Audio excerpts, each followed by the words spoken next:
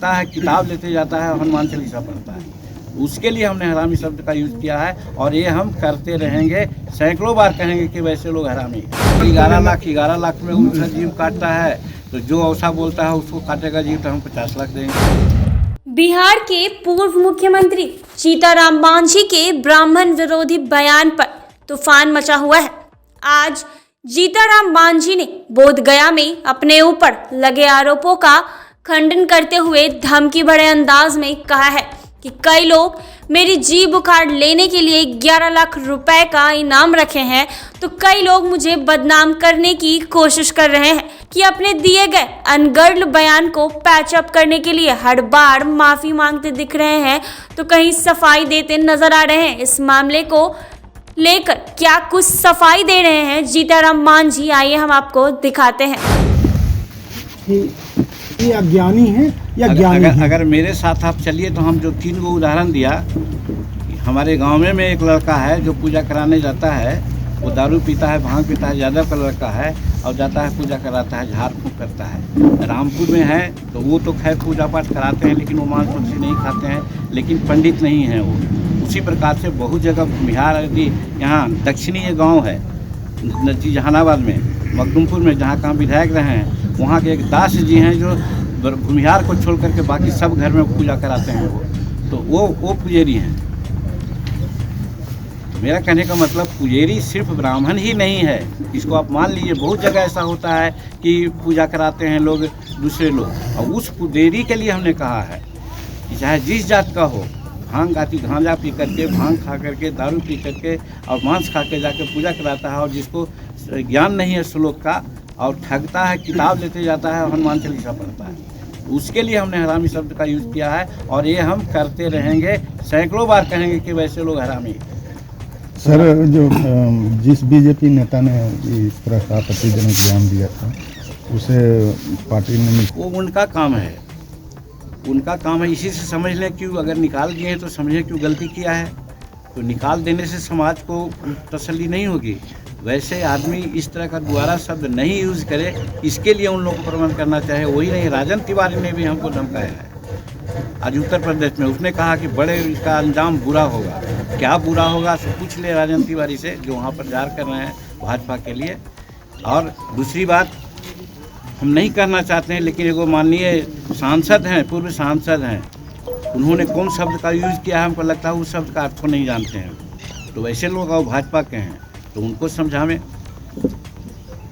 Sir, कहने का मतलब में जो जीतनराम मांझी जी का जीभ काटने वाले हैं, वो काट के दिखाएं तो हम 50 लाख नहीं काटेंगे, या कुछ ऐसा है? होगा, मुझे जानकारी नहीं है, लेकिन प्रतिक्रियाएं तो होती है। जब आप, जो आदमी समाज सुधारने चला है, 41 वर्ष के राजनीतिक जीवन में नहीं किसी प्रकार की बात किया और आज समाज के बारे में बोल रहा है, क्योंकि अंतिम समय है, सबको हमको समझा करके जाना चाहिए। और उसको अगर कुछ कहता है तो कुछ लोगों को दुख लगा होगा, तो उसने प्रतिक्रियाएं दी है। तो आपके बयान से अगर 11 लाख में उनका जीव काटता है, तो जो औसा बोलता है उसको काटेगा जीव, तो हम 50 लाख देंगे। तो ये उसकी प्रतिक्रिया है, उसके बारे में। अच्छा सर, आपके बयान से ब्राह्मण अगर लेते हैं तो हम समझते हैं कि हमारे लिए वो अनर्थ करते हैं। हम उनको पूजा करते हैं, हम उनको सम्मान देते हैं। ब्राह्मण से मेरा क्या मतलब है भाई? हमको अगर मतलब भी है तो ब्राह्मणवाद से है। मेरा कहने का मतलब है ब्राह्मण जाति विशेष से है। नहीं, ब्राह्मण जाति संस्कार से, ब्राह्मण जाति को हम लोग पूज्य करते हैं, ब्रह्म जानता है, वही को ब्राह्मण कहा जाता है। अगर वैसे ब्राह्मण तो उनके लिए तो हमारे दिल में श्रद्धा है। सर, आपके लिए ब्राह्मणवाद क्या है? ब्राह्मणवाद वही है कि मनुवाद के बाद ये जो जाति पाति, ऊंच नीच, ये कर करके छुआछूत समाज में व्यापक फैला करके, कुरीति फैला करके समाज को प्रभावित करने की बात करता है, वही ब्राह्मणवाद है। सर, आपने श्री राम को भी अकल्पनीय कहा था, ये किस संदर्भ में कहा था? हमने नहीं कहा है। आप डिस्कवरी ऑफ इंडिया को पढ़िए, आप नेहरू जी को पढ़िए, और इनका क्या नाम हुआ, राहुल संस्कृतियान को पढ़िए, और फिर तुलसीकृत रामायण को भी पढ़िए, जिसमें कहा है कि रामायण महाकाव्य है।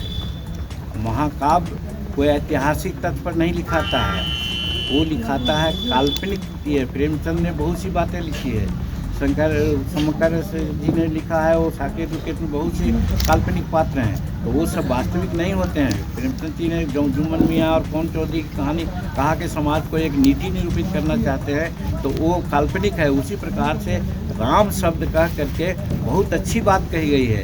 रामायण में इतनी अच्छी अच्छी बातें हैं जिसको हम बहुत बार उदाहरण कर देते हैं, लेकिन राम को हम भगवान नहीं मानते हैं, उनको काल्पनिक व्यक्ति मानते हैं। ब्राह्मण है जो ब्रह्म को जानते हैं। और पुजारी का जहाँ तक सवाल है, तो पुजारी सिर्फ पुजारी ही नहीं, वो दूसरे जात के भी लोग होते हैं। हनुमान मंदिर जो पटना में है, वहाँ पुजारी एक दास जी हैं। हमारे नज़दीक में हुलासगंज जो है संस्कृत कॉलेज है, वहाँ शेड्यूल कास्ट के बच्चे सहित बहुत से लोग पढ़ते हैं। और वो पढ़ते हैं तो वही श्राद्ध पूजा गांव घर में अगल बगल कराते हैं। हमारे गांव का एक लड़का है, थोड़ा सा आँख से अपंग है, वो पूजा कराता है मुसरटोली में जा करके। हमारा रामपुर एक बस्ती है, वहाँ को भावती विनोबा जी कहते हैं, वो लोग जा करके पूजा कराते हैं। तो कहने का मतलब पुजारी की बात हमने कही, और वैसा पुजारी की बात कही जो मांस खाता है, शराब पीता है, अन्न कुकर्म में फंसा रहता है और कुछ जानता नहीं है, और हमारे यहाँ पूजा कराता है, और वो हमारे यहाँ खाता भी नहीं है, उसको हम लोग नगद देते हैं। तो ऐसा करने से क्या फ़ायदा? तो हम उनके लिए कहा। अब ये ले उड़े कि हम ब्राह्मण के लिए कहा है। हम ब्राह्मण के प्रति हम सम्मान व्यक्त करते हैं। ब्राह्मण से मेरा कोई मतलब नहीं था, और यही भावना को ज़्यादा तूल न दें, इसके लिए हमने माफ़ी भी मांगने का काम किया। 2 बार माफ़ी मांगने की बात किया, लेकिन माफ़ी मांगने के बाद भी जो ब्राह्मण समाज हैं उबल रहे हैं। तो अब मैं कहता हूँ कि जिस आदमी के लिए हम यूज़ किया है कि जो मांस खाता है, दारू पीता है, अनेक कुकर्म करता है, पढ़ना नहीं जानता है, हमारे लोगों को विफुल करता है, और उसको को एक बार नहीं हम सैकड़ों बार हरामी कहेंगे। अब हम यही कहना चाहते हैं आप लोगों के माध्यम से। और उन लोग कोई जीभ काटने की बात करते हैं और कोई है, तो बाकी बात मैं समाज पर छोड़ता हूँ कि हमारा समाज इसमें क्या निर्णय लेता है, क्या करेगा। लेकिन हम किसी से डरने वाले नहीं हैं। अगर वो जीभ काटने की बात करते हैं व्यक्तिगत रूप में, तो हम कुछ नहीं कहना चाहते हैं, लेकिन अब जीभ काटने के लिए कोई किसी को भेजावे तो हम देख लेंगे उसको। तो इस तरह की बात, और ये बात सही भी है, हम ब्राह्मण के विरोधी नहीं हैं, लेकिन ब्राह्मणवाद के विरोधी जरूर हैं। जो आज सनातन धर्म की बात कहते हैं, हम सनातन धर्म को ही मानते हैं। अब इसलिए सनातन धर्म को मानते हैं कि अम्बेडकर साहब जब बुद्ध धर्म अपनाया, तो जानते हैं सब वही लोग, आप लोग जानते होंगे कि बुद्ध धर्म इसलिए अपनाया कि भगवान विष्णु के ब्रह्मा अवतार के रूप में माना जाता है बुद्ध भगवान। तो सनातन धर्म को वो भी माने, हम भी सनातन धर्म को मानते हैं। लेकिन सनातन धर्म के बाद ये मनुवादियों ने जात पात, ऊंच नीच, छुआछूत की बात किया, और यही से ब्राह्मणवाद शुरू होता है। इस ब्राह्मणवाद का हम अंत तक विरोध करेंगे, चाहे इसके लिए मेरी जान भी चली जाएगी तो उसकी चिंता हम नहीं करेंगे। हम अपने समाज को बताएंगे कि ऐसे ढकोसला वाले लोगों से आप संपर्क मत रखिए। और 21वीं शताब्दी है, हम लोग चंद्रमा पर जा रहे हैं, मंगल पर जा रहे हैं, और अभी भी हम वही पुरानी पंक्ति रहेंगे कि हम पिताजी हमारे बीमार हैं, हमको पैसा नहीं है उनको दवा दारू के लिए, और यदि वो मर जाते हैं तो उनको स्वर्ग पहुंचाने के लिए, दूध पिलाने के लिए गौ का दान करते हैं हम लोग। तो ये परंपरा मत अपनाइए, सदा हम कहते रहे हैं लोगों को। यही बात कह करके हम समाज में एक चेतना फैलाना चाहा है, अपने समाज में विशेष करके, कि तुम गरीब हो, पढ़ने लिखने पर ध्यान दो, स्वास्थ्य पर ध्यान दो, और इन पाखंडियों के चक्कर में मत पड़ो, और ऐसे लोगों से पूजा मत कराओ।